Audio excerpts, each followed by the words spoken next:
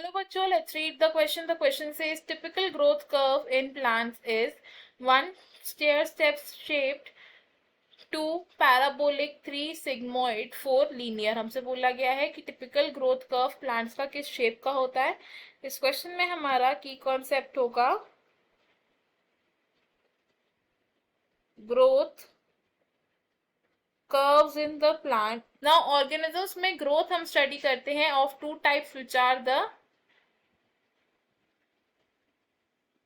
exponential growth and the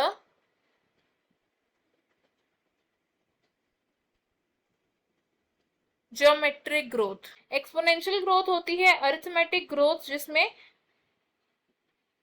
rapidly या हम बोल सकते हैं कि एक्सपोनेंशियली ग्रोथ होती है सेल्स की या ऑर्गेनिजम्स की. जैसे कि अगर ये एक सेल है तो एक सेल से बनेंगे दो सेल्स, फर्दर ये दोनों सेल्स फॉर्म करेंगे two cells each, and then further ये साइकिल रिपीट होती है. एक्सपोनेंशियल ग्रोथ की वजह से जो ग्रोथ कर्व बनता है it is usually a J shaped curve. अब जो ज्योमेट्रिक ग्रोथ है ये एक more practical and logistic growth है, बिकॉज इस तरीके की ग्रोथ में जो इनिशियल ग्रोथ फेज होता है it is slow phase and इसे हम बोलते हैं लैग फेज. लैग फेज के बाद आता है एक rapid growth phase which is the log phase, जिसमें सेल्स एक्सपोनेंशियली ग्रो करते हैं, and then because of the availability of nutrients and the other factors जो ग्रोथ है वो अगेन स्लो डाउन हो जाती है, एंड इसे हम बोलते हैं स्टेशनरी फेज. ज्योमेट्रिक ग्रोथ के लिए जो कर्व बनता है it is a sigmoid curve या फिर एस शेप्ड कर्व, और वो कर्व बनता है कुछ इस तरीके से.